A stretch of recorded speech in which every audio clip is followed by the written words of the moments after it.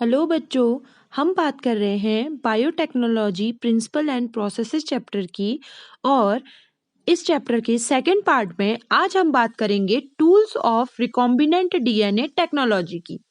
बच्चों, बायोटेक्नोलॉजी में recombinant DNA technology सबसे इम्पॉर्टेंट है और इसके जो टूल्स हैं उनके बिना आप रिकॉम्बिनेंट डीएनए टेक्नोलॉजी को अच्छे से नहीं समझ पाएंगे।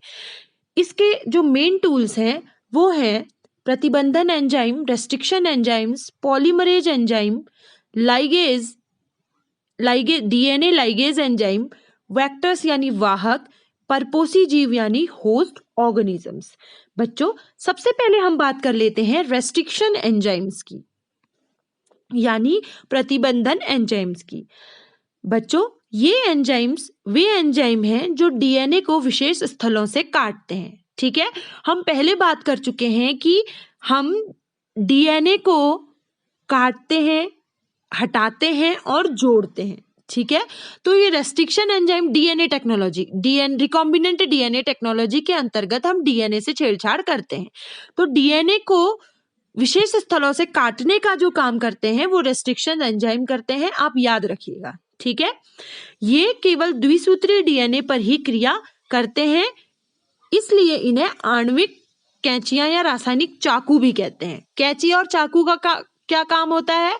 काटने का। जैसे सब्जी काटने के लिए हम चाकू का काम करते हैं, वैसे ही अगर हम डीएनए की बात करें तो उसको काटने के लिए हम आणविक कैंचियां या रासायनिक चाकू का इस्तेमाल करते हैं, जो कि है रेस्ट्रिक्शन एंजाइम्स यानी प्रतिबंधन एंजाइम। बच्चों, 1963 में दो प्रतिबंधन एंजाइम पृथक किए गए थे। ये जो एंजाइम्स हैं वे ई कोलाई में जीवाणु भोजी की वृद्धि को रोकते हैं। इनमें से एक एंजाइम डीएनए को मिथाइल समूह के साथ जोड़ता है और दूसरा एंजाइम डीएनए को काटता है, जिसे प्रतिबंधन एंडोन्यूक्लियेज या रेस्ट्रिक्शन एंडोन्यूक्लियेज कहते हैं। बच्चों, एक और इम्पॉर्टेंट यहाँ पे क्वेश्चन आता है कि पहला रेस्ट्रिक्शन एंडोन्यूक्लियस कौन सा है? तो पहला restriction endonuclease hind second, HIND second, ये है। ये जो हिंड सेकंड है यह डीएनए को ऐसे स्थलों से काटता है जहां पर 6 क्षारक युग्मों का एक विशेष अनुक्रम होता है। तो केवल वहीं पे काटेगा जहां पे 6 क्षारक युग्म है, बेस पेयर्स जो हैं वहां पर एक स्पेसिफिक सीक्वेंस होगा, वहीं पर ये रेस्ट्रिक्शन एंडोन्यूक्लियस काटता है और इन स्थलों को कहते हैं पहचान अनुक्रम या अभिज्ञान स्थल। ये क्या करता है? इन पहचान अनुक्रम या अभिज्ञान स्थल पर डीएनए के दोनों स्ट्रैंड्स पर एक एक कट लगाता है। जीवाणुओं के 230 से भी ज्यादा स्ट्रेन्स में 900 से भी ज्यादा रेस्ट्रिक्शन एंजाइम अलग किए जा चुके हैं। बच्चों, रेस्ट्रिक्शन एंजाइम एक भिन्न पहचान अनुक्रम को पहचानता है। ठीक है, रेस्ट्रिक्शन एंजाइम क्या करता है?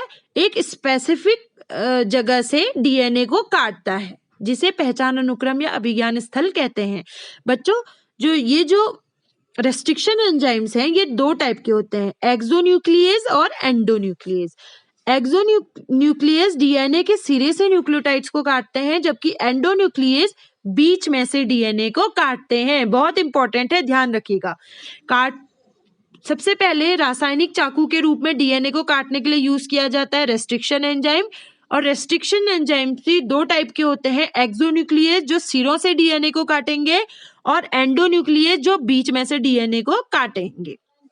बच्चों, एंडोन्यूक्लियेज एंजाइम डीएनए की लंबाई का पहले निरीक्षण करते हैं, फिर इसमें विशिष्ट पहचान अनुक्रम को पहचानते हैं और उसके बाद डीएनए के सूत्रों को जो शुगर फॉस्फेट का जो आधार होता है, शुगर फॉस्फेट का जो बेस होता है, उसके विशिष्ट स्थानों पर काटता है। हर रेस्ट्रिक्शन एंडोन्यूक्लियेज एंजाइम डीएनए में एक विशेष प्रकार के अनुक्रम को पहचानता है, जिसको पैलिंड्रोमिक अनुक्रम कहते हैं। इंपॉर्टेंट है बच्चों, पैलिंड्रोमिक अनुक्रम पर ही एंडोन्यूक्लियस पहचानता है, पैलिंड्रोमिक्स पर ही ये इसको काटता है। अब पैलिंड्रोमिक्स क्या होता है? पैलिंड्रोमिक्स वर्णों या अक्षरों का ऐसा समूह होता है जिसे आगे या पीछे से पढ़ने पर समान शब्द बनते हैं। जैसे मलयालम, मलयालम, आगे से और पीछे से पढ़ने से भी दोनों मलयालम ही होगा। कनक, मलयालम और कनक, ठीक है। यहाँ पर डीएनए, ये तो हो गया सिंपल, पैलिंड्रोमिक किसे कहते हैं। लेकिन यहाँ पर जब हम बायोलॉजी की बात कर रहे हैं तो यहाँ पे पैलिंड्रोमिक डीएनए की बात कर रहे हैं। तो यहाँ पे पैलिंड्रोमिक सीक्वेंस से क्या मतलब है?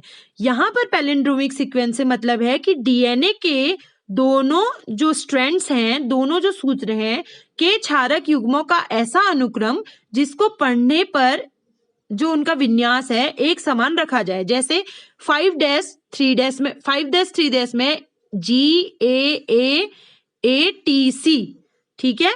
और जब 3-5 में देखेंगे तो आपको पता है कि जी के साथ हमेशा C आता है और A के साथ T आता है। तो इस तरीके से CTTAG यहां से पढ़ेंगे और यहां से पढ़ेंगे तो एक समान ही आएगा।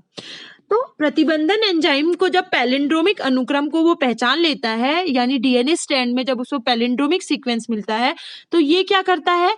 प्रतिबंधन एंजाइम जो होता है पैलिंड्रोमिक क्षेत्र के दोनों ओर थोड़ा हटकर दोनों सूत्रों के बीच समान क्षारकों को बीच में से काटता है, जिससे प्रत्येक सूत्र में एक चिपचिपा सा सिरा बन जाता है, ठीक है। काट देता है तो एक चिपचिपा सिरा बन जाता है। अब किया क्या जाता है?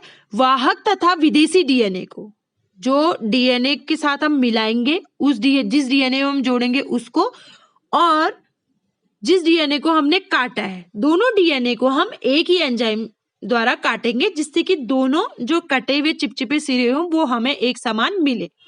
उसके बाद हम क्या करेंगे? वाहक डीएनए के चिपचिपे सिरे को और विदेशी डीएनए के चिपचिपे सिरे को आपस में जोड़ देंगे, तो हमारा पुनर्योगज डीएनए बन जाएगा, संकर डीएनए बन जाएगा, और काइमेरिक डीएनए भी इसी को कहते हैं। अब देखिए, यहां पर देखिए एक चित्र, ये देख लीजिए, ठीक है। इस डीएनए को यहां पर काट दिया एक रेस्ट्रिक्शन एंजाइम से, ठीक है, और जो हमें चाहिए उस डीएनए को भी हमने रेस्ट्रिक्शन एंजाइम से काट दिया। तो हमने आपको बताया था कि जब ये काटता है तो यहाँ पर एक चिपचिपा सिरा बन जाता है, स्टिकी एंड्स बन जाता है, वैसा स्टिकी एंड्स यहाँ पर भी बन गया। तो ये दोनों को जब हम जोड़ेंगे तो एक दो नया डीएनए हमें यहाँ पर मिल जाता है। तो इसी नए बने हुए डीएनए को ही रिकॉम्बिनेंट डीएनए कहेंगे, क्योंकि इसमें संयोजन किया जाता है, रिकॉम्बिनेशन क्रिएट किया जाता है, रिकॉम्बिनेशन क्रिएट किया जाता है। किसका? इस एक डीएनए का और एक अलग डीएनए ए और ये दूसरा डीएनए बी, इन दोनों को जोड़ के हम जब कोई तीसरा ही कॉम्बिनेशन सी बनाते हैं तो उसे रिकॉम्बिनेंट डीएनए हम लोग कहते हैं।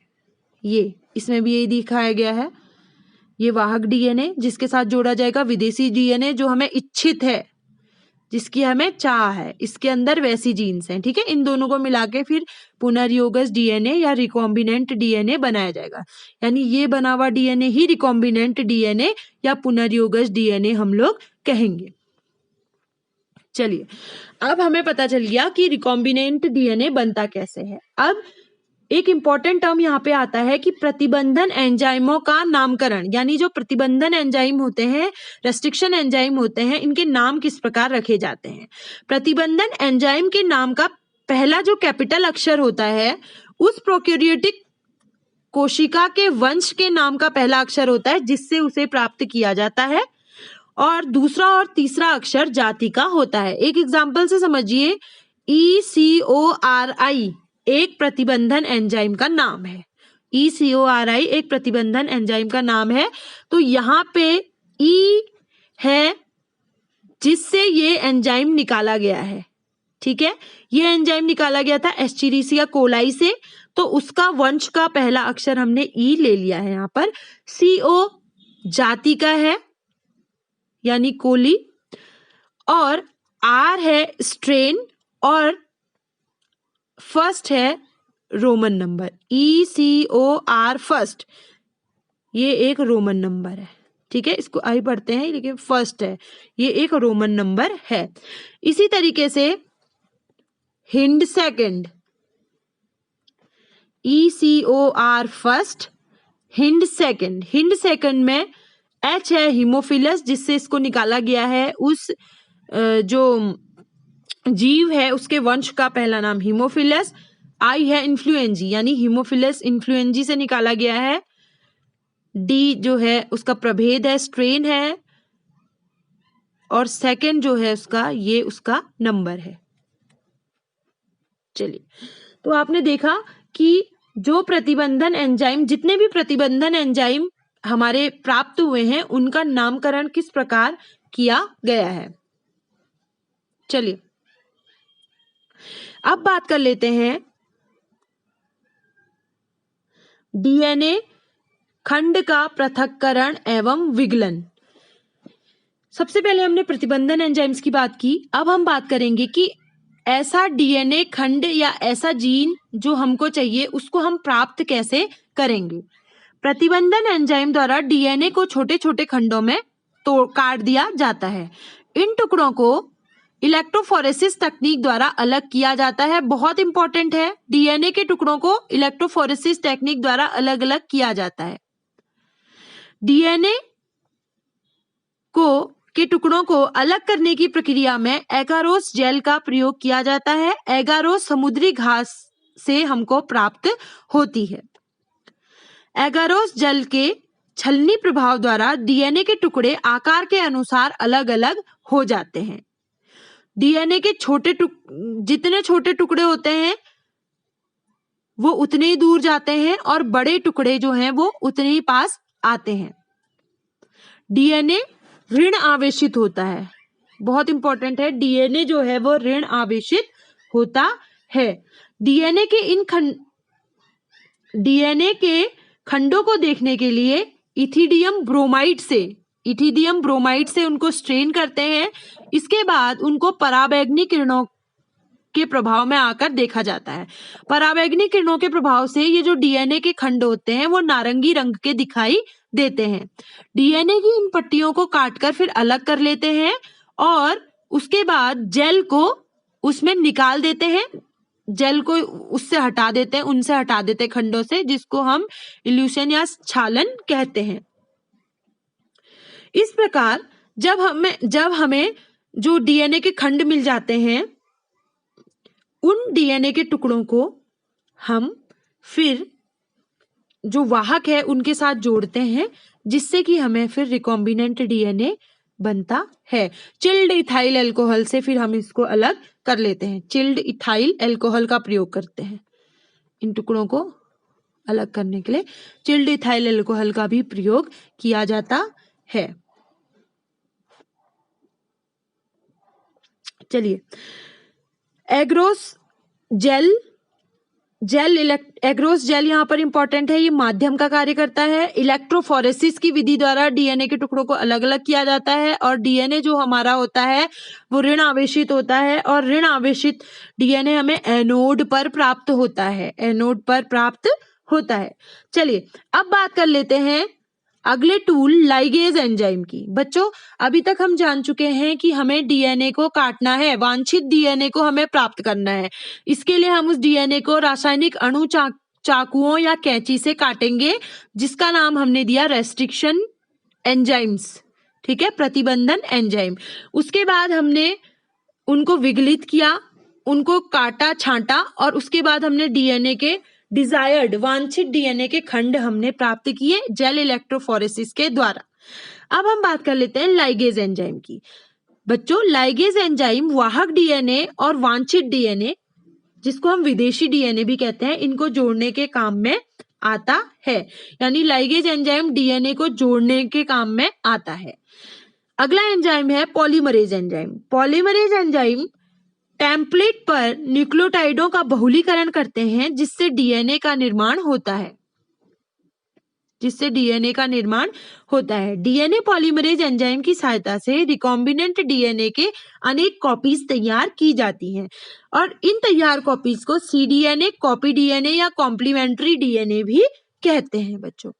इस तरीके से हम धीरे धीरे ये जो हमारा रिकॉम्बिनेंट डीएनए का प्रोसेस है और रिकॉम्बिनेंट डीएनए के जो टूल्स हैं उनको धीरे धीरे समझने का प्रयास कर रहे हैं, जिनमें हमने रेस्ट्रिक्शन एंजाइम्स आज पहला टूल जाना, उसके बाद हमने लाइगेज एंजाइम के बारे में समझा और पॉलीमरेज एंजाइम के बारे में ये जाना कि पॉलीमरेज एंजाइम डीएनए की जो कॉपीज हैं उसका निर्माण करने में अपनी भूमिका निभाता है। कौन से डीएनए की? सीडीएनए, जो हमारा रिकॉम्बिनेंट डीएनए है उसकी जो मल्टीपल कॉपीज हैं हमें पॉलीमरेज एंजाइम की सहायता से प्राप्त होती हैं। बच्चों, अपने नेक्स्ट वीडियो में हम रिकॉम्बिनेंट डीएनए टेक्नोलॉजी के बाकी बचे टूल्स की चर्चा करेंगे, जिसमें वेक्टर और होस्ट ऑर्गेनिज्म सबसे इंपॉर्टेंट है। मिलते हैं अपने नेक्स्ट वीडियो में।